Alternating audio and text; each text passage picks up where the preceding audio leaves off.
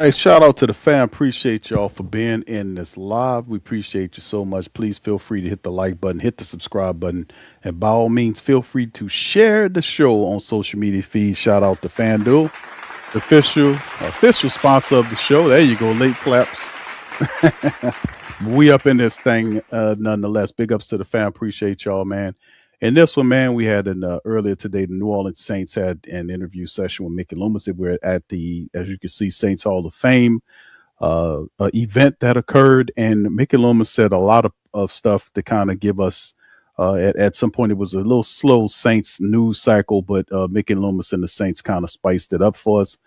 His thoughts on AK-41 and all that was added into the fold. So with that being said, man, we're going to kind of get into what old Slick Mick was saying. Of course, we also have Kellen Moore and Tyler Shough to kind of chime in on as well. So let's get right into it as he kind of breaks down from AK-41. You guys feel free to hit the like button and the sub button. Here we go. Fire away. Hey, Mickey, before we get to the heavy stuff, what about the schedule? What do you feel? Go ahead. Yeah, fire it away. Come on, let's go. Rapid fire, baby. Look, I mean, I think it's. I always look at it like spit it out, Mickey. We're gonna have, our requisite home games and our requisite away games and how they fall. There's not much we can do about it, so you just kind of take it in and you look at, hey, what are the logistics that may change? If you have short weeks, or in this case we have a game in Paris, so we work out the logistics. It was a little bit of a surprise that we had an away game with the Giants prior to Paris, but that's going to work out nicely because it shortens the trip if we go immediately after the game. So, yeah. You were always going to spend the whole week.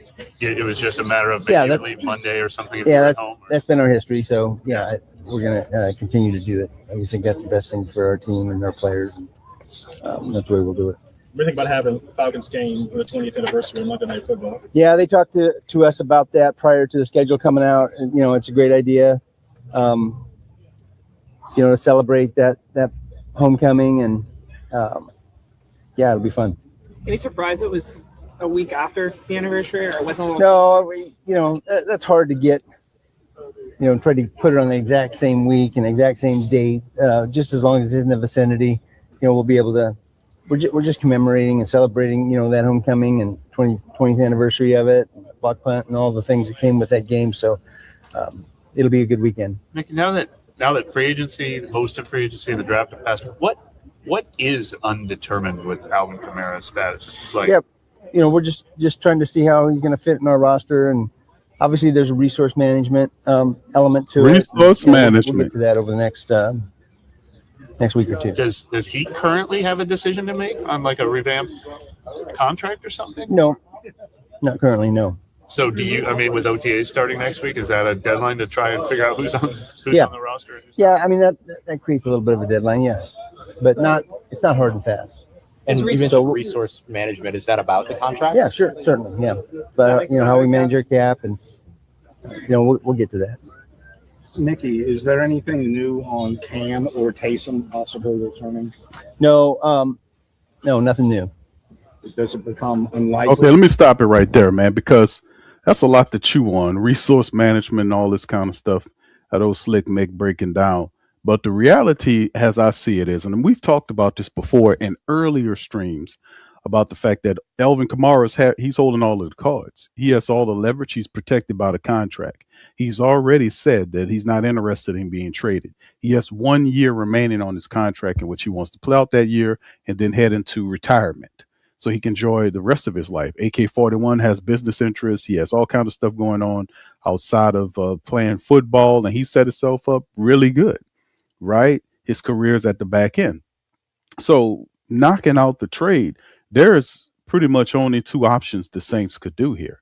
And we'll talk about this more as we move into the broadcast, but the reality is simply that with this being said, Alvin is, like I told y'all before, he's holding all of the cards. Right, he's handling all the cards, and it's pretty much what I should call this show is the Alvin Kamara roster ultimatum. But the bottom line is, the decision is looming based on what the front office will make a definitive decision regarding his roster status within the next week, saying that where he fits on a team. Obviously, Alvin Kamara is the number 2 running back behind Travis Etienne, right? This is only an issue because they feel like Alvin Kamara's his money on the contract doesn't fit the production. But regardless or not, that's still the contract is protecting them in this regard, right? Just like his other guys whose value, I ain't gonna say Alvin is not worth it. He had an off year, right? A couple off years. He got hurt at the back and end, but it wasn't just him. It was the offensive line too. They stunk. Let's just be honest with you. The last couple of years, Saints couldn't run the ball. But there are other guys on the Saints team that are not worth their money. I can give you 2 guys straight up. Devon Achane was making $6.4 million. It's not worth that money. And also Isaac Yiadom, who's probably your current third back, but based on Emerson, probably could be pushed down to 4. He's got 2.4 or whatever it is. No. So, I mean, there are other places. People will say, Q, how about the salad? Is the salad really worth that? I'm just saying at the end of the day, man, it's very interesting how they won't play it because he's saying these names, these words he never used before, these little cutesy terms, considering the roster or the money conflict that he has with Alvin Kamara as, quote, resource management element, end quote, which is he's set to make the 12.25. They did the Deion Sanders option, as they call it. I think it's called a Deion Sanders option, where it's a very seldom move where they kind of took the little money off of his deal earlier, but the Saints also, know that they had that 4-year, $48 million deal they gave to him. So they're just trying to cut it down. But the impasse is, they're talking about the low statistics versus the contract, and they project that the Saints will either enforce a heavy pay cut or explore a trade rather than paying top 10 running back salaries. That's the issue with the Saints. But the problem is simply, if you have a player, right? Listen to me clearly.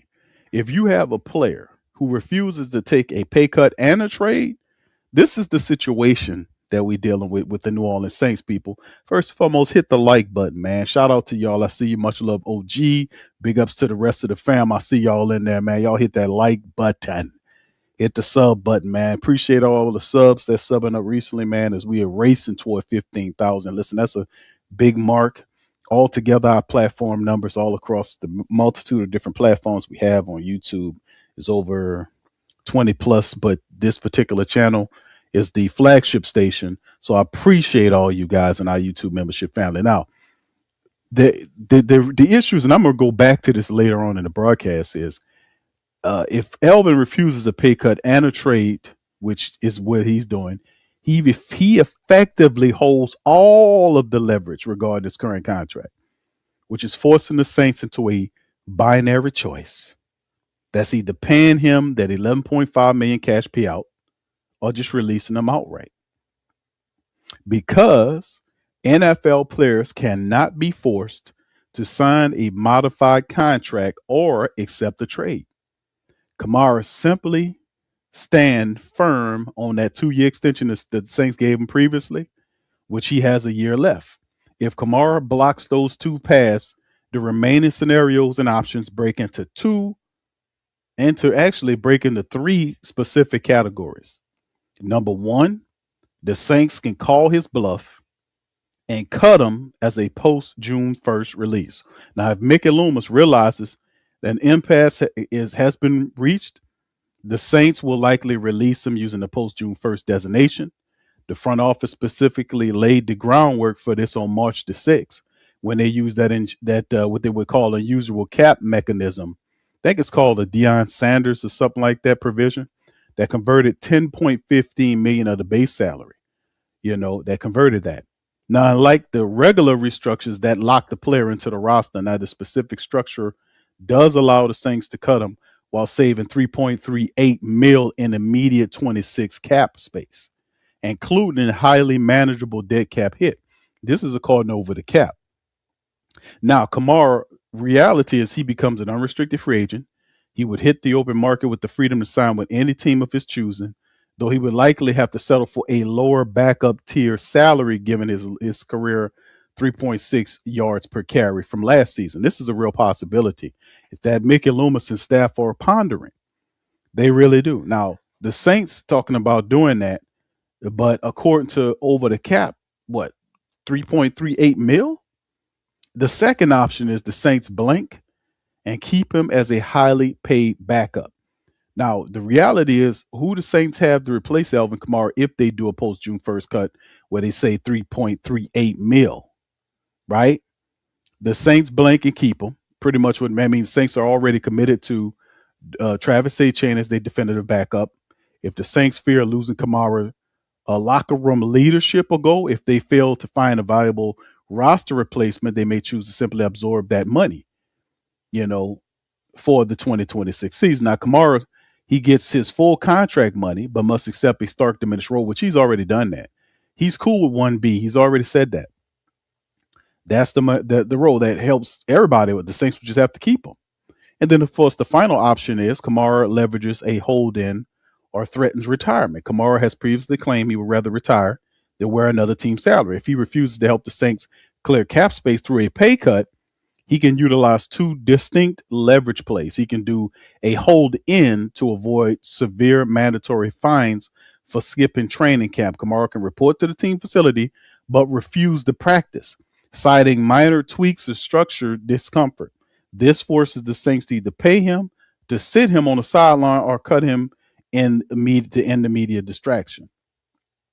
The retirement clause is also an option because Kamara officially can threaten retirement and prevent the Saints from trading his rights to a city he does not want to live in.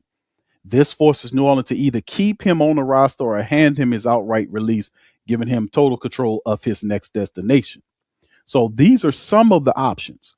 And I will present these later on in the broadcast as we do a recap on the broadcast, because the real big news of the day is the Saints looking at Alvin Kamara and want him to take another pay cut.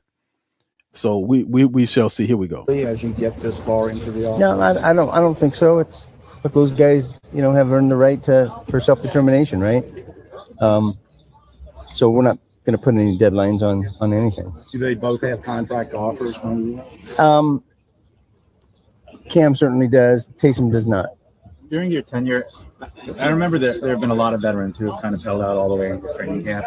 I'm not held out, but just kind of didn't really show up until then or get the contract done until then.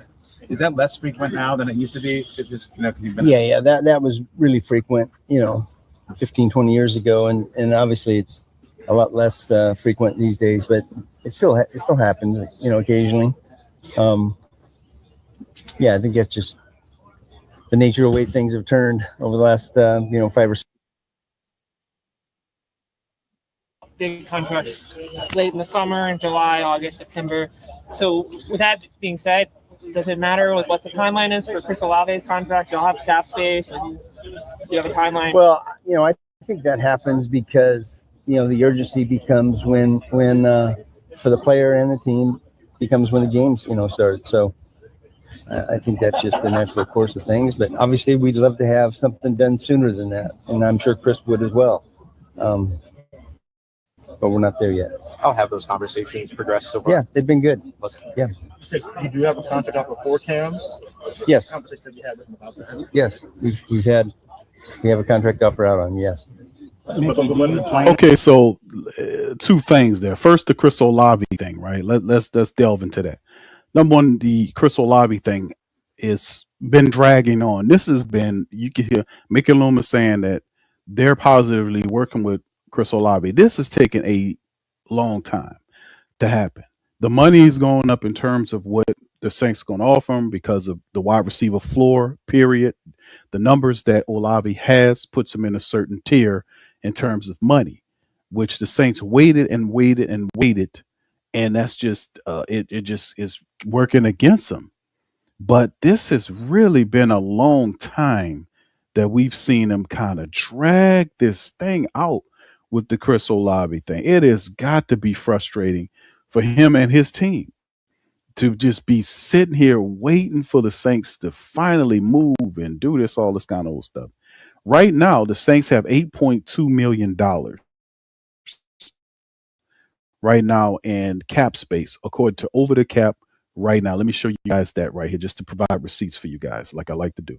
As you can see right here, the team's salary cap space is 8.285 plus for the Saints right now. That is where we are in terms of the monetary situation.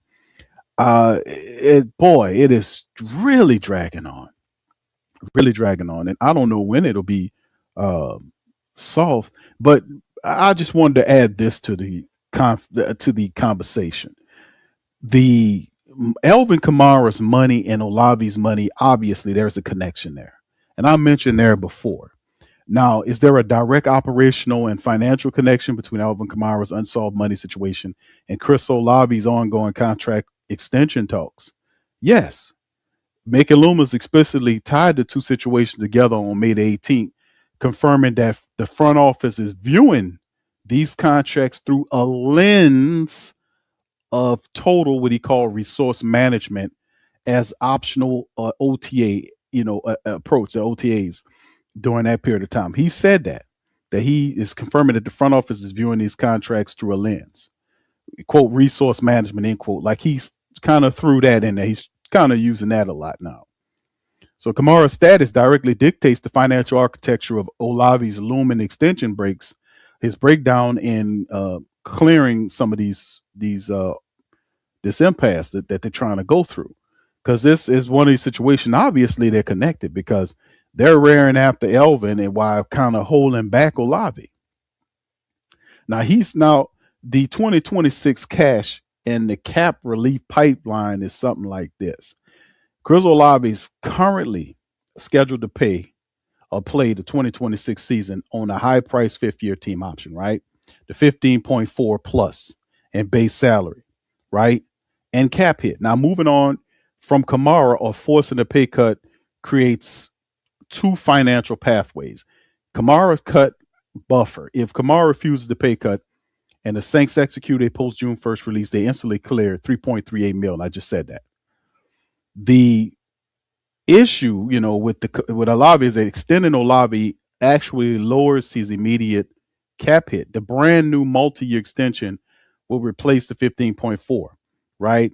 And a lower base salary and a prorated signing bonus. This instantly liberates an extra 8 to 10 million in cap flexibility.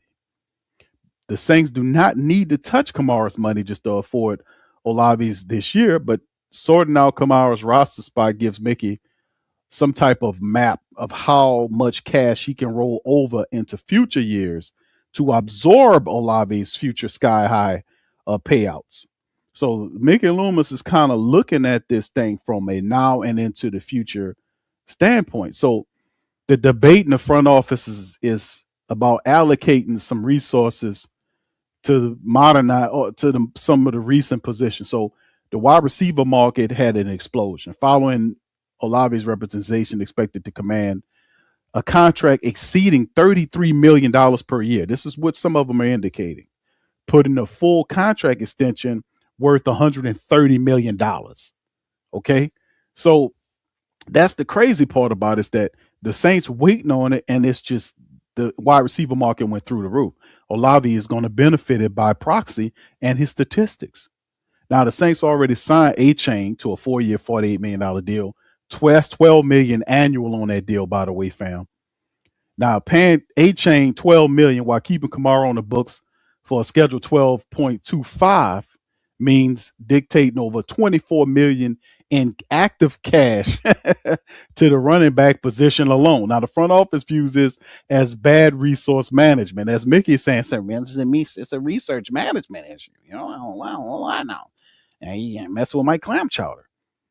But clearing or kicking out Kamara's salary allows the team to kind of redirect some of those financial resources into Olave's wide receiver extension. At some point, some of that's going to end up there because the two are obviously connected. If they weren't, the deal would have been done right now for Chris Olave. Because obviously, if the Saints are looking to make that move, by dropping that 15.4 plus of Chris Olave's deal and restructuring it like what Mickey Loomis does is he makes, when he signs these extensions, the first year is severely reduced to under $2 million.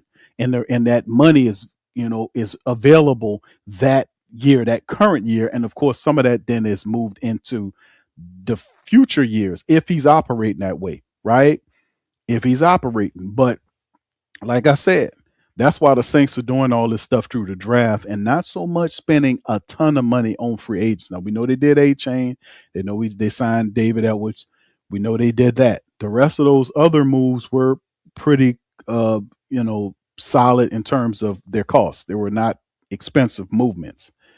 David Edwards was a good deal. Travis A-Chain was a good deal. But the rest of these deals, the Saints are operating smartly through the draft. Last year's draft was solid. This one appears to be solid this year. But, like I said, I think the two are connected. I think the two are connected. But ultimately, the connection is entirely schematic and it's not cultural. But Kellen Moore is attempting to build something fast and furious. Like I said, the fast and furious Saints. That's my new term for what potentially this offense could be, even speed on defense. But the front office purposefully used that pick to get a wide receiver for Jordyn Tyson to pair with Chris Olave over the next half decade. They're finalizing Chris's deal ensures a foundational number one wide receiver remains locked alongside of Jordyn Tyson through at least 2030, which pretty much puts the Saints on par because you don't want to throw Jordyn Tyson and say, okay, we know you got talent. Now you're the number one. It is just better to have somebody that has been through the trenches. And those two, I believe, can complement each other. So, but Kamara is entering, age 31 in the summer and coming off lows for his per carry rank. So if the Saints are treating him as a legacy piece from a past era, they're probably choosing to squeeze him on out. Now, to have unlimited cash to lock in Olave. So they see Olave as the future and Kamara as the past. So yes, I think they're definitely connected here. Now, with that addressed, let me talk about the Cam Jordan situation. Mickey said there's a contract offer. Yeah, there's an offer. This is not a new offer. Let's just throw this out here, fam. Y'all hit that like button for me, man. We're talking some game here. Hit that like button, fam. Hit that like button. If the Saints wanted Cam Jordan, right? We know allegedly, according to the guy that the defensive end, wasn't it Clavion chasing? That the Saints were chasing? Wasn't it Clavion chasing? That the Saints were trying to sign, according to him, on his Instagram live when he was talking shit. He said the Saints wanted to sign him to a 3-year deal worth $39 million. In around $13 million a year is what he said. Now, whether you trust or believe him, that's one thing. I know for a fact that if the Saints offered Cam Jordan $10 million a year, even if Cam wants at least 2 years, right? He wants to play for 2 years. If the Saints offered Cam Jordan a $10 million a year contract for 2 years, let's say $20 million or $21 million with incentives, Cam Jordan would have signed that contract.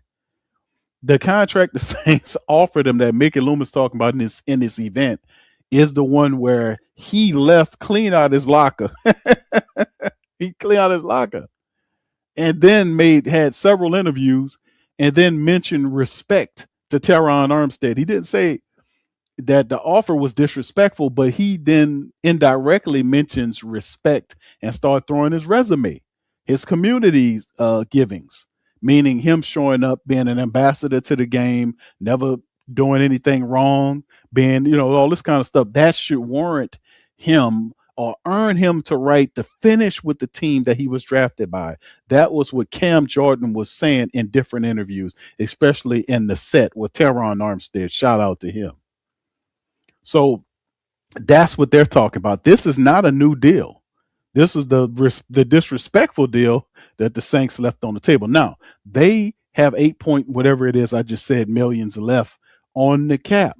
The big issue is getting the next big leg of it is the whole Alvin Kamara situation, what they're going to do about that, and then moving into getting the extension done with Chris Olave. Those are the other things that should be done. That's really the big priority for the Saints, is getting that extension done.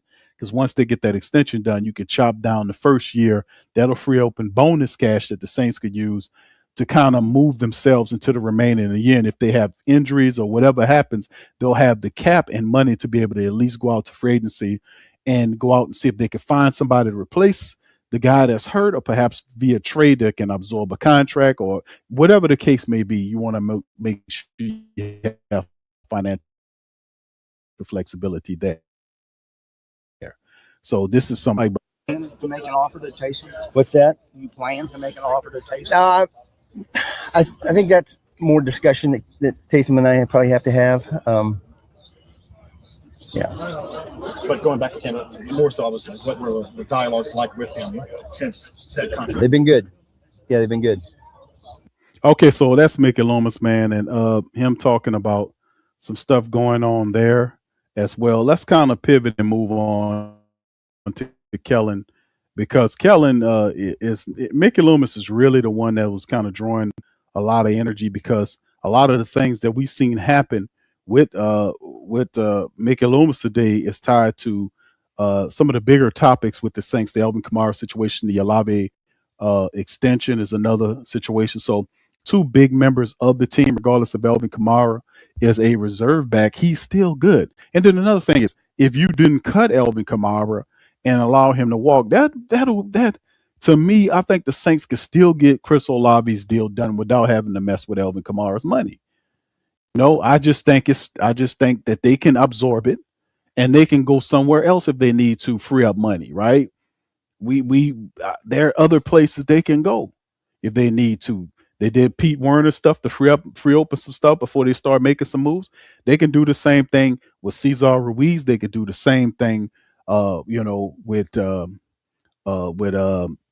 some of them other guys, Divine Gacho, Isaac Yiadom, and all these other guys, the free capital if they need it. They don't have to go at Alvin for that money. So, and some of the people will say, well, Q, remember what Tyrann Mathieu said about them operating in bad faith? Yeah, I've been knowing about that. Yeah, that's old news. I knew that stuff. And if y'all go back in the archive some time ago, when all that was going on with Tyrann Mathieu was on the team, prior to him even coming to the team, I was telling people about how Mickey Loomis gets down. Also was talking about the Saints and how they're handling some of these players. It's a bad look. It's a bad look for you to handle Alvin Kamara like that. I feel like Alvin Kamara and Cam Jordan deserve the rights to finish as Saint players, right? I just think that's the case. If I have to rework the salad or trade the salad or whatever I got to do to make sure I free open money to have some of my legacy players remain, I will have to do what I got to do. Now, I do realize they're not operating that much where they're kind of absorbing or reworking contracts and kicking a can on some of these current situations. But if you need to do that one final time to free open and do some stuff for Chris Olave, then do what you got to do. But at the same time, it's just legacy players and guys that are the best players that you have at the position. They've earned the right to finish the way they need to finish. And like I said, it ain't totally on Alvin Kamara where he had 3.6. They saying this shit and not telling you everything, like he's running out there not by himself and he's struggling. He benefits by way of the offensive line. If he could turn a corner and make some plays outside and do all the stuff we've seen AK-41 do that. But the bullshit idea that these people are running with is the fact that he out there running by himself against a defense and ain't nobody blocking for him. Why did he collect 3.6 yards per carry? It's because of the sad offensive line. But we're gonna penalize AK-41 and not say nothing about that line? Come on now. Let's keep it real. It takes 11 guys on the field. If you offense or, to win, the defense, whatever the case, it's 11 guys playing together to win. That's how the shit works. So anyway, let's get through this. See what Kellen has to say. Here we go. Yeah, obviously, we kind of anticipated, obviously, the Paris game and how that would kind of navigate itself. And so we're excited about that experience. And other than that, everything's good. I think, for me, selfishly, our focus is really on setting up the preseason and kind of getting all that organized for training camp. And so that's been a good process. Now that you know that you have a West Coast game, is there a plan to do some joint practices out there? Goal will be to do some joint practices out there, finalizing some of those opportunities there. But our goal is to try and get a few more joint practices this year, which I think will benefit our team. Okay. Yes. This organization's kind of historically done like a week in London, Paris, whatever, before the game. Have you been part of an international game before, and do you have any thoughts on? Been a part two. One as a player in Detroit. We spent the week in London, then Philadelphia. We were in Brazil a couple years ago. So different experiences, different timelines. One was a full week, one was just for a couple days. Obviously, we're working through finalizing all that between going from New York to Paris, but it'll be a good experience. Do you favor one or the other? A short week, long week? Probably lean towards just being there for the full experience. Just from the time zone perspective and getting our guys Hit acclimated that and all that sort of stuff. button, But there's a lot of different ways to do it. You look at all the stuff. That's There's plenty of success no matter how you do it. Obviously, this is your second year as a Saints head coach. I'm sure you know about the Don't Know 20th anniversary. What do you think about getting the opportunity and moving on football and have that set up? Yeah, it'll be great. Great for our city, community, Shout out to y'all, fan base. man. Appreciate Playing Monday that. Night Football, division game. It'll be a lot of fun. Would you like to see a resolution on what's going to happen with Alvin before you guys start taking the field? Now that the roster is Here you come with I Love Alvin. Watch this, y'all. Timelines are always great. They're not always allowed. I think part of the offseason process during phase 3 is, you're still going through a little bit of the building process. You're still finalizing some things. And so that comes with time. We understand that, during OTAs. And so most places I've been, naturally there's different things popping up in phase 3, but we're getting close. And similarly with Chris I gotta Olave, give it he's to on the him. roster one way or another. But Man, is the idea? I got to give it to Kellen Moore, man. Hasn't he rounded into I ain't gonna say he wasn't respectable in his rookie year, but he doesn't look like a second year coach.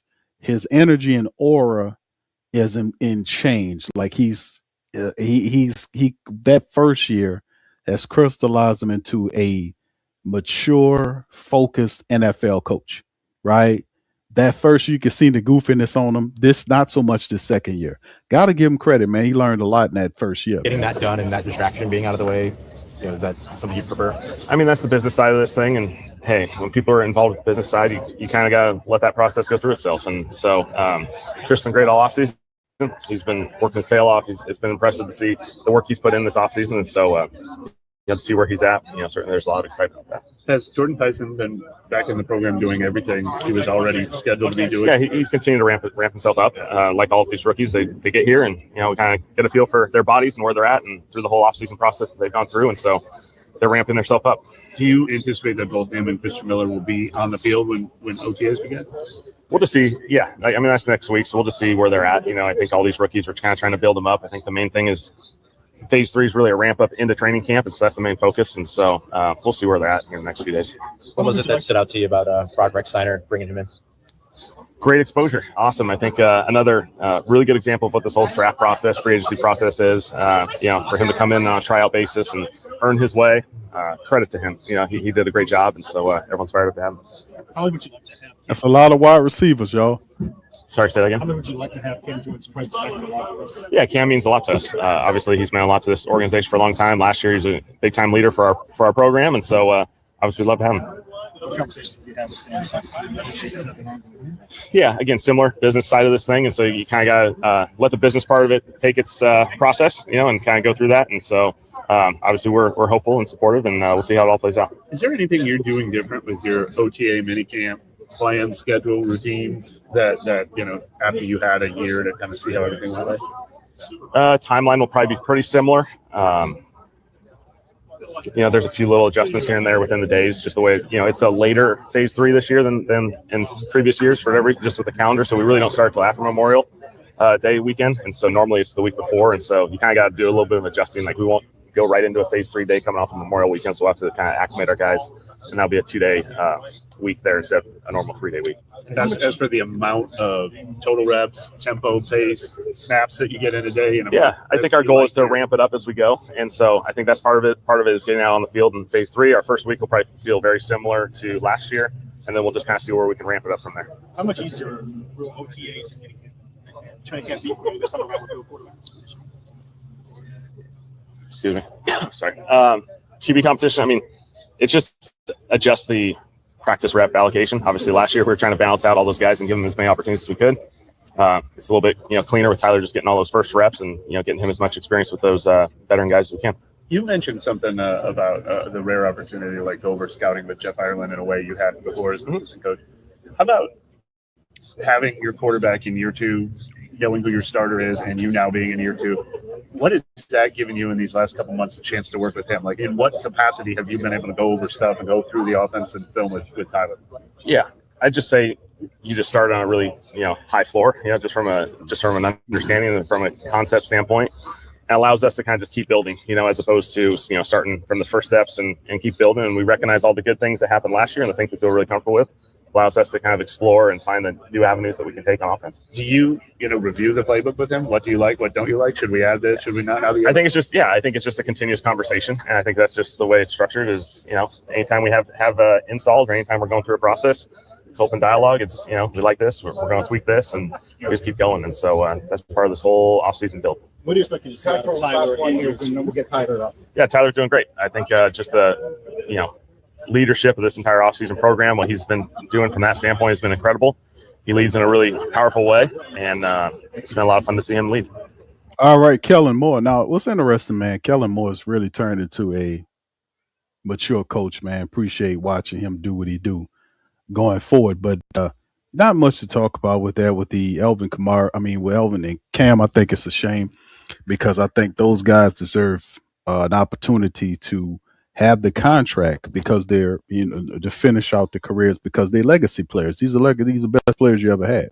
Cam is a Hall of Famer in my estimation. Alvin Kamara is the best running back the Saints ever had. So these guys, they're not just regular players to your organization. They should be treated differently is my point. All right, let's go with the final one. Going over to Tyler Shough, his thought process on what's going on with the team. Here we go. People, getting to know those guys, wanted to make sure I talked to every single one of them and just make them feel welcome because obviously I was in their shoes last year, and so a lot of change. And I think the biggest thing is they've done a really good job putting in the work, and they haven't really said much. We've been in kind of separate groups, but when we've done the competitions together, when we're working out with them, they're super receptive, and they've been learning the playbook really well. How different is this for you now, year 2 established, going to the starter? Yeah, I think it's just so much more comfortability. You're going into Kellen's offense year 2. We're being able to kind of really focus on what we want to focus on. The sense of urgency, I think, is the biggest thing that I've been focusing on, and for the whole unit. And then also just I think everybody is just we're having fun. We're having fun putting in the work, and we're really close. I think that's the best part about it. What did you like about Jordyn Tyson when you just watched his college tape, anticipated him as possibly a draft pick, and then what do you like about what you've gotten to see in person from him? I think his body control and his separation is what stands out to me. I think he's an elite separator, and then also his hands have been really exciting to see kind of close up now. He's so sure-handed. He's got this great kind of feel whenever he's very friendly to the quarterback, I would say, and then obviously his big playability is what shows up all over tape. So, we're still very early on in the process, and I think more than anything, just getting on the same page with the playbook, and he's doing a really good job of that. I think he's really smart, so I'm excited to keep going with him. What do you think about the offense? You guys added a running back and a guard in free agency, a tight end, a couple wide receivers in the draft. What do you think about just the total collection around here? Yeah, I think Travis, David, Noah, all those guys that we signed in free agency, they're amazing. I think that I'm locker buddies with David. They've been awesome to get to know, and then also they're elite level players. I think that's the coolest part for me as a quarterback is I have so much trust in those guys, and they directly affect the success of our team, and they're great leaders too. I think they're super knowledgeable as far as our culture, and then they've just kind of jumped right in it. How would you summarize Taysom Hill's contributions in the 1 year you played with him, and what is your sense of the various considerations he's having to work through and just deciding, whether to keep going? I love Taysom. He was so big for me coming in, just because he was kind of that transition as far as he played with Drew. I obviously looked up to Drew growing up, and he was kind of that ear for me whenever I first got here, and you're still getting your feet while you're struggling whenever you are learning the playbook and you have some mistakes early on, and he was so big for me to be able to kind of talk to and his own journey. He's battled injuries throughout his whole career, something I had in college, and so obviously he's gonna dominate wherever he's at, and I understand it's a unique situation for him, but he's been so good for me, and I think that all of the Saints. Tyler, not just having Jordyn Tyson, but Bryce Lance and Barry Brown as well. What do you think about the entire rookie wide receiver class? Yeah, like I said, with the entire class, I think they've done a good job of coming in and putting in the work, and they've also just really kind of acclimated to the playbook really well. Bryce Lance, I mean, his speed stands out. His big playability, his catching ability. Barryon has stood out as well as far as his route running, and then Oscar and some of our other guys have been beasts. It's going to be exciting to see whenever we get rolling in camp. What's the most valuable thing you've been able to do with Kellen February to May and the other offensive coaches? I think it's really sit down and kind of evaluate the film from last year and kind of tweak what we may call certain things, and then also kind of tailor it to, how we're trying to attack defenses this year. And so that was really cool to see throughout this install process and OTAs in phase 2 is I think there was a self-evaluation from, my part on what I can work on footwork wise and setting the pocket, and then also for offensively and how we can kind of get better there. Y'all got the Dome coming 20th anniversary game week 4 Monday night. What does it mean to you to represent New Orleans in that specific story? Yeah, I think it's an unbelievable opportunity, and for me it's really special because one of the first people I met was Steve Gleason when I first got here, and his whole family, and going to his camp, and that was a really cool thing for me early on to see what he meant to the city, and then also the kind of person that he is and their whole family. So what a cool opportunity to be able to play them at home week 4. Thanks, Tyler. Sure. All right, shout out to Tyler Shough, man, breaking it down, the Shuckinator, man. What's interesting about this whole situation as he talked about the installs and the communication changes that you'll see Tyler Shough and Kellen Moore do. These guys joined it at the hip in terms of improving the offense. That's why you're seeing a lot of great things occur with the black and gold insofar as you're watching them change around the verbiage that they're using and all this beautiful stuff. And that means a lot because they have a centered focus on how they want this team to run.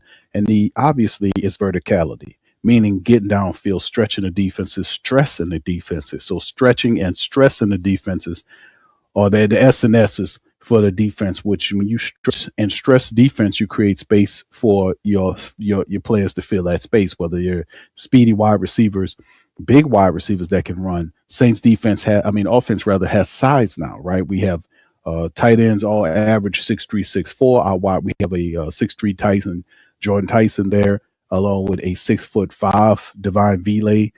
We had size there as well. So 6'3" Bryce Lance is added to it, and these guys can straight up run. Now Barryon Brown is 5'11", might be 5'11", 6 feet tall with shoes on. But what's interesting about the whole dynamic is that you got a big quarterback that can see every aspect of the field. You got big tight ends and people that all are athletic that can run and catch and run, which stresses the defense. So having that is really popping for the Saints offense. They've even gotten bigger up front, adding David Edwards at the offensive line. He's going to fit hand to glove there, along with McCoy. We need him to stay healthy. And, of course, the right guard situation as well is also a point of contention as well, because the Saints are ultimately looking to improve with the salad on that side, make sure he does what he's supposed to do, right? And let me tell you something. He's pissed. We know that he's pissed. And like, well, what the hell does he have to be pissed about? Well, the Salad's pissed because he does understand that at some point he has to kind of change his game. He has to change his game and do better. And he got the word, and a lot of people understand this, and that's why I really appreciate, that sort of thing. Now, before we get out of here, man, let me go ahead and hit y'all with this right here, man, as well, because this is ongoing. Shout out to Terron Armstead, who currently is running his stream. I don't know if he's still on right now, but this is a snippet that had Erik McCoy. Now, this is important because Erik McCoy is a big part of what we're talking about in the Who Dat Nation. We need Erik McCoy. I think he's 100% healthy. We do realize that I think Erik McCoy has 2 years remaining on his contract. A large degree of the Saints' success is based upon Erik McCoy remaining, and not getting hurt, like he's missed 20-something odd games the last 4 years. That's not good. That's not good. So, and the Saints don't really have a bona fide veteran backup center. Torrey Simpkin in his second year is here. We don't have a Luke Fortner type yet. Maybe the Saints are, going to free agency, or I don't know what they're going to do. Perhaps they do like they did last year and trade for a Luke Fortner type prior to the season and opening. Regardless of not, it's going to be interesting to see how it works. But anyway, let's hear, shout out to Terron Armstead, and this is his show to set. He had recently today had Erik McCoy on as a guest. Let's hear what he had to say. What's up, my brother? How you doing? going on? Happy to be on the set. You can hear me? I got you now. Listen, E, you got too much goddamn money to not have no Wi-Fi. All right. So I need you to get it together. Listen. Too much. I can see your contract. Google. It's a quick Google search. You know how got too all much right. money on. Yeah. You know how Comcast is. They be tripping. Oh, he threw Comcast out there. Oh, man. Comcast, Cox, AT&T, all that. Let me come back inside and make sure. I'm trying to do it outside, but we here now. We ready. Go to the West Wing. Go to the West Wing of the house. Get it together, Eric. Come on, man. So I ain't. My house not a mansion like yours, my boy. Go to the West Wing, bro. The East Wing always is a little static, you know. All right, you would know. I got some square footage. You know. Yeah, I know. I got a little bit. All right, E, how you feeling, man? How you doing? How's off season? Man, it's been good. I've been in New Orleans pretty much full time. You know, I had my second kid. Congratulations. So I've been locked in around here. Yeah. I had my second kid. Congratulations, Eric. Didn't know that. Had a second child, so please drop the congratulations. Show your love. Yeah, let me get the little clapping going on here for you. Shout out to that brother. Did that. You know, they kept me in New Orleans. Training here, all that good stuff. Coming off the bicep last year, I feel like it was a good opportunity for me to really hit that weight room strong again, and have a full offseason to develop, because I feel like I've had one in probably 2 years. So that's been the main part of it. It's just being here, working out, taking care of my kids, and staying ducked off. Got you. Again, congratulations on the new blessing. Beautiful addition to the family. Mm-hmm. How's the bicep right now? Where are you? Oh, I feel great. Okay. I got cleared. Shoot, I think that was the middle of March, somewhere in there. Good. And I feel like I'm more than back in shape. I'm probably in the best shape I've been in 3-4 years. Okay. Strongest I've been in probably 3-4 years. Yeah. Okay. All right. Okay. That's a good game. I feel like I'm getting back to how I was in my youth before the injuries started stacking. Right. Okay. And that's what this offseason has been about, is grinding on the low, doing my thing, and looking for an opportunity to get and stay healthy. For sure. So. For sure. That's good news. It's a grind, man. I know from experience. You was right there. You saw front and center with me dealing with the injuries. When they start to stack up and you feel like you can't really get into your groove, how tough is that mentally, and how do you handle it? Oh, bro, I'll be the first one to tell you that it's the worst. Last year I played in 7 games, tore my bicep. Cool. Missed the rest of the year. The year before that, I had to repair bicep. Same thing. Yep. Missed a lot of time. And I feel like when you miss that time, like you don't ever really truly establish yourself like on a roll. You know what I mean? Yeah. Like, it's easy to go out and ball 1 game, easy to go out and ball 2 games, but to string them together back to back, dealing with injuries, like it's hard. You don't get in that flow state. You know what I mean? I feel like that's what ball is. Mm-hmm. Play by play and game by game. Mm-hmm. And when you're not in that flow state, and you see the guys going out to practice, and you see the guys competing in these games, and you're in the training room, what does that do to you mentally, and how do you stay involved and engaged to help the team? That's a great question. I feel like as a captain, like, number one, that's my duty. Like, I have to stay involved with the team. I have to stay involved with my brothers. Because they selected me for that role. They didn't have a contingency on, if I get injured, I'm not a part of that anymore. Mm-hmm. You know what I mean? That's true. Like, that's my duty. That's my job. So I'm going to treat it as such. But I feel like it's taking care of the young guys, making sure they're building themselves up, and then building up the other guys in the room that are leaders as well. Tolly, C's, Dave, which great signing, by the way. But building those guys up as well, to where it's not all on if I'm not actually on the field, like, it's hard to have the impact that you want to. For sure. And that's that part is mentally taxing. Because you want to have this impact, you want to have this say, you want to have this influence on your teammates, but it is just a little different when you're not playing, and that's the reality. No, that's a fact. That's a fact. Yeah. I give you that. Experience again. We ain't even got to get into that. A lot of change has happened in New Orleans with the roster, with the culture.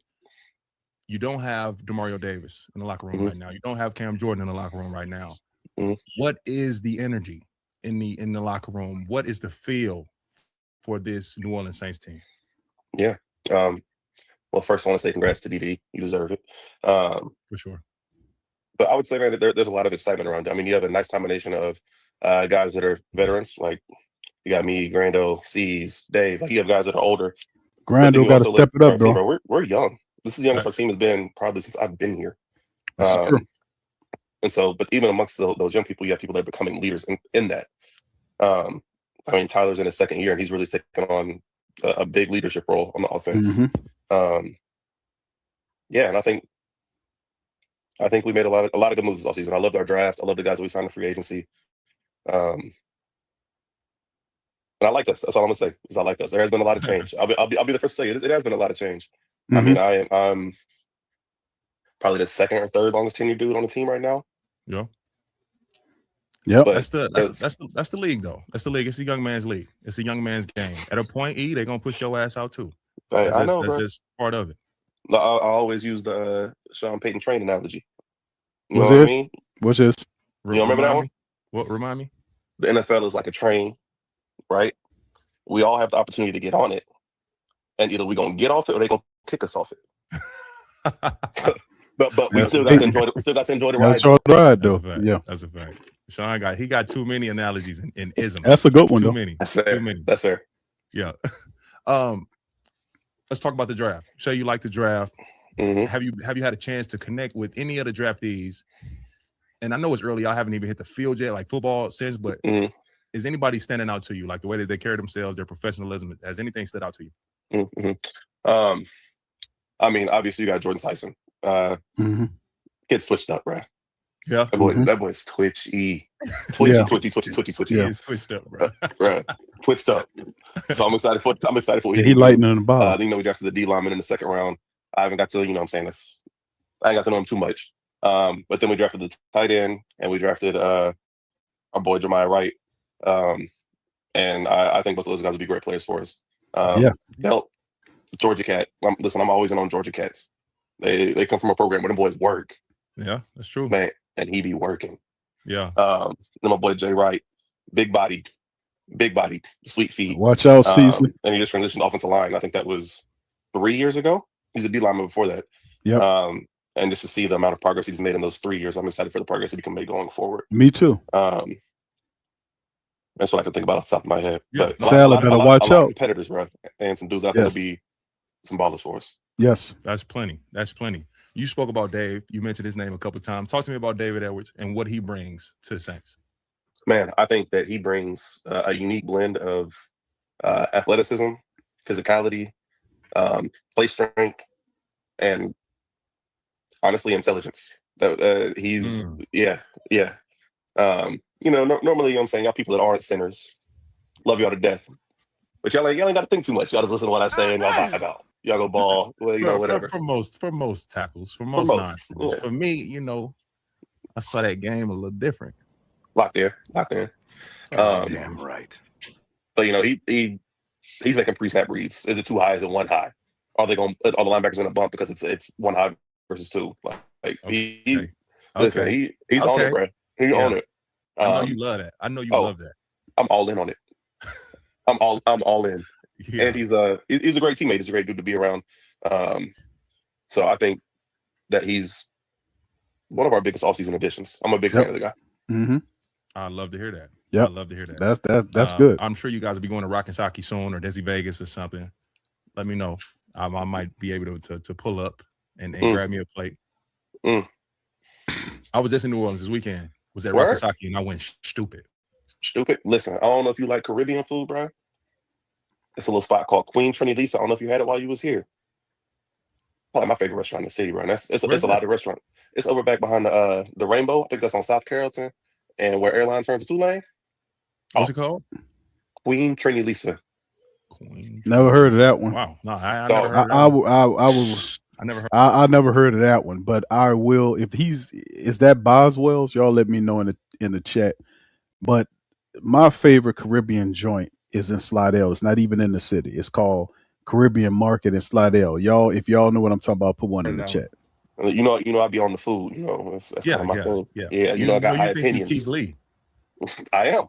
That's what I'm gonna do. That's what I'm gonna do when I'm done. I'm gonna go be the Keith Lee, but I'm gonna stay big. Nah, no, don't do that. Don't do that, dog. No, you don't do not. I that. guarantee that you're gonna get that weight off you when you're done. I'm telling you. I know it. I got to. Yeah, I was only there for the weekend. My twins had a tournament at the convention center. I ain't bothered none of y'all. We were pretty busy, but I hit Rockensaki. I hit Blue Oak. Blue Oak went crazy. I'm telling you. Tyron, they got a Blue Oak hat. I So got you know he a turkey supporter. sandwich. They had this, bro. They had this gumbo with potato salad. Never heard of it before in my life. I think they made it up complete. It was crazy.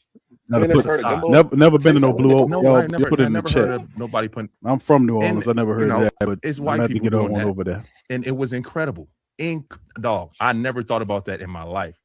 Gumbo and potato salad together. Fire. So, man, crazy. I had that. I had what else I get from that place, man? That boy said they had white people do that. Milk. Ooh. Dog. Ooh. You gotta.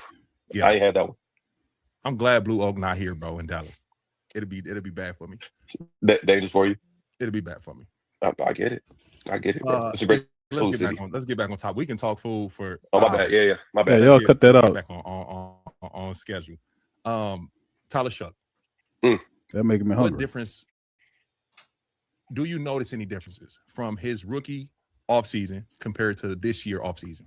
Two biggest things are confidence and leadership. Whereas last year you had a guy that was in the huddle, taking command a little bit, to a guy that is fully in command of the huddle now. A guy that on his own, when we were having a bad perfect play situation, was like, yo, we running the whole joint back. You don't see that. You don't see that too often. For sure. And especially in this New Orleans heat, boys be like, it's all right. So I think confidence and leadership have been the two biggest things. And, in different areas of sports, we talk about a sophomore slump, but I think that he's going to have a sophomore rise. So I think he is talented. I think he is a great leader.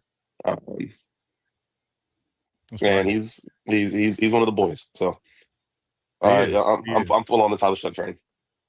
I am too, bro. I am too. I'm a passenger. I'm a proud passenger on the Tyler Shough train. He's impressive, dog. It's his presence. He's confident. He's sure of himself. His accountability is fire. Yeah, it's great. It's great to see. It's great to see. He got another on my back. And now he has another weapon in Jordyn Tyson that you're telling me super twitched up. So that's gonna be exciting. Very exciting. Before I let you go, E, I need your thoughts on my two young tackles. How do you see them? And Kelvin Banks, his second year, Dally, his third year, his third off season. What are you seeing from them? Dogs. I think just straight up, I think they're two of the most physically gifted offensive linemen I've ever seen in my life. I agree. KB's so light on his feet, bro. So swift on his feet, so smooth. Holly, that's my ooze. Strong as an ox. Just looking to dog somebody. If he punches you and gets his hands on you, bro, you're done. Like, it's over. You're cooked. And then boys, Tyler's been here this whole offseason as well. We've been working together. Been working his ass off. I'm excited about this line. So I'm proud of him. I feel like this was offseason where he really, really, really, really locked in. In the weight room and on the field. So I think both of those guys have the potential to be, love y'all boys, Stead, Ram, some of the best tackles in Saints history. Wow. I ain't mad at it, bro. Like, I see multiple Pro Bowls, multiple All Pros for both of them. Damn. Terron and Ram check. I couldn't ask for anybody else to hold up both sides of the line.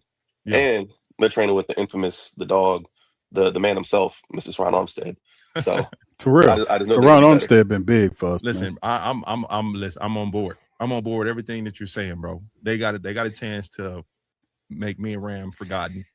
Or not gonna be forgotten, boy. Crazy. As far as tandem goes, they are special, bro. Special. Yeah. They work their asses off. Gifted, strong, smart, tough. I can't wait. I cannot wait to see them boys play football again, man. It's gonna be electric. In the O-line space, you know what I mean? Where a lot of fans won't necessarily see what's happening up front, the dominance up front. It won't look sexy all the time.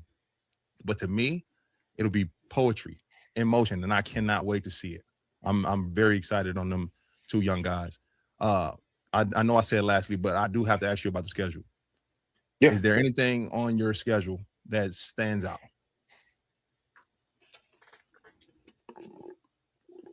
I'm trying to think. I really don't know the schedule. I know we open up with the Lions. I know we open up with the Lions. Then we play Baltimore. Then we got the Raiders. And then we got Atlanta on Monday night. Homecoming. Or 10 days past homecoming or something like that. But after that, I ain't got a clue. I ain't got a clue what's on it. You said 10 days past homecoming? The dome coming. Dome coming. I'm about to say, you've been out of college for a minute. No, no. Over. No, the dome coming. Okay. 20-year anniversary. Those are the four that I know. I mean, obviously you go on the road first 2 weeks. Tough. Detroit and Baltimore are gonna be tough. Yeah. Yep. I think that'll have his battle tested though. Yep. Then you come back home, you get 2 at home. You got Atlanta on, was that Monday Night Football or Sunday Night Football? Monday Night Football. I think that'll be an electric game. And then I know we go to Paris and play Pittsburgh October something. For sure. October 25th. October 25th. I'm saying I don't know. And then I know we close out the season with like 5 or 6 being divisional games. Yeah, 4. 4 or 5. So I mean, I feel like that's where we got to make our money at. Yep. I feel like that right there will be a big factor in what the season looks like. Yes, indeed. You said something noteworthy. Battle testing. Detroit, Baltimore, back to back to open the season. I couldn't agree more. I was saying the schedule is interesting, man. Like, let's get straight to it. We've been through this training camp. It's been tough. Let's get straight to it. So you on the road against Detroit, who's trying to get back to the playoffs. Yes. You on the road against Baltimore, who's trying to get back to the playoffs. I love it, bro. That's a great way to gauge your work from training camp. Are you guys ready? That's a good way to look at it, Terron. Yeah, absolutely. I'm with you all the way on that. I'll be at that Atlanta game Monday night. Ready to slap any Falcons fan I see. No, I'm just playing.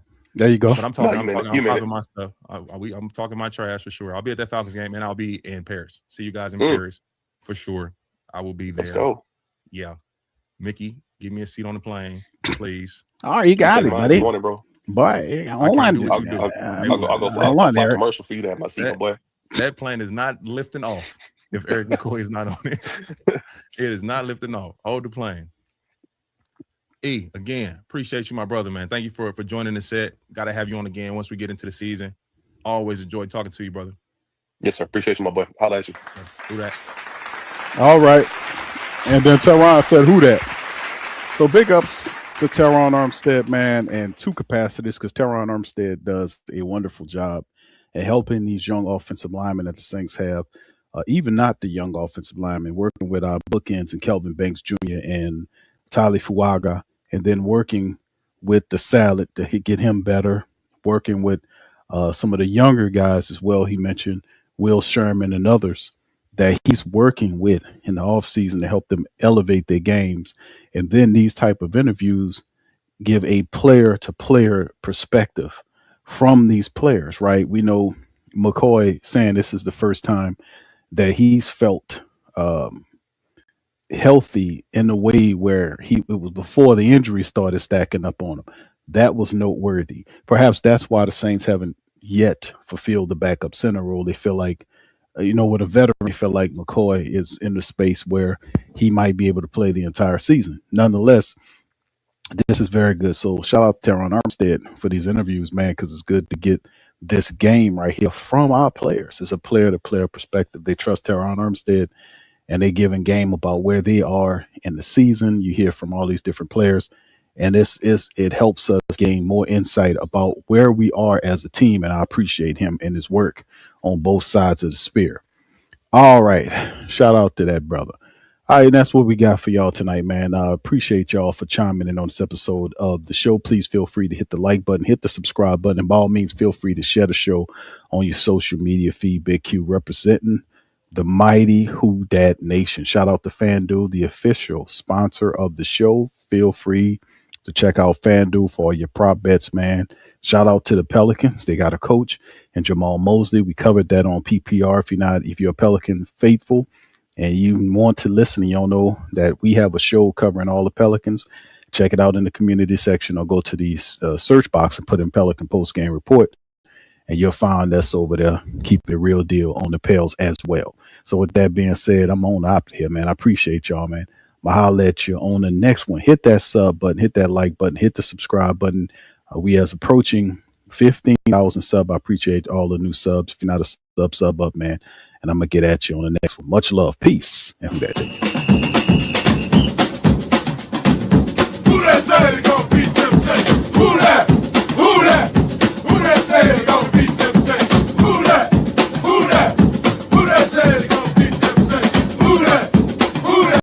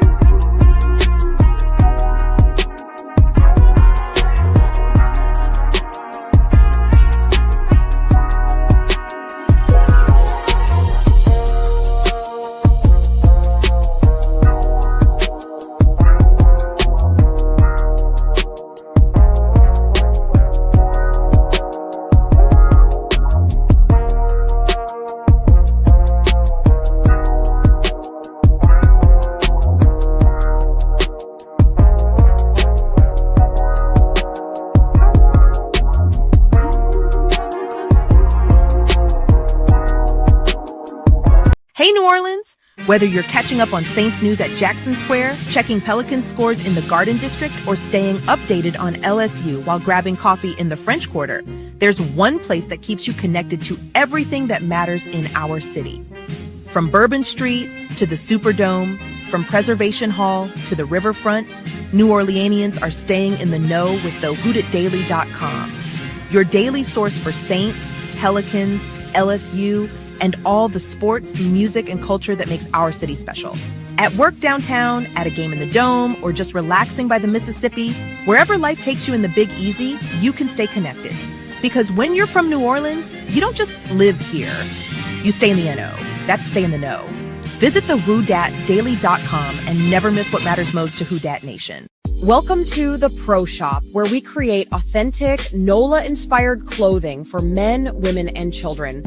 From Saints jerseys to Pelicans gear, everything's crafted right here in New Orleans. Whether you're shopping the Pro Shop, the Pel Shop, or the Pro Shop Kids, we've got your whole family covered with genuine merchandise that represents our city's spirit. Check for links in the description section below or in the chat.